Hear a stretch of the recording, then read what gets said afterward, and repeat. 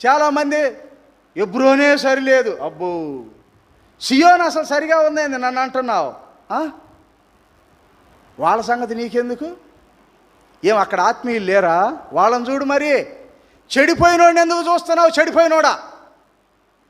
చెడిపోయినోళ్ళతో మనకేం పని?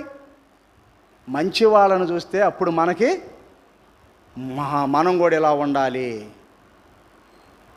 ఏమండి, ఈ దినాలు ఎలాంటివి అంటే మనల్ని ఎవరు బలపరిచేవాళ్ళు లేరు.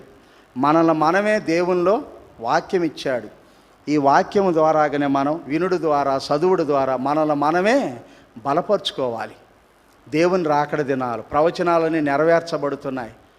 భౌతికంగా, రాజకీయ పరంగా కూడా లేఖన సారాంశాలని ఒక్కొక్కటి మనకు తెలియకుండానే నెరవేర్చబడుతున్న దినాల్లో మనం ఉంటున్నాం. చాలా జాగ్రత్త కలిగి మనము నిర్దోషులముగా సాధ్యమైనంత వరకు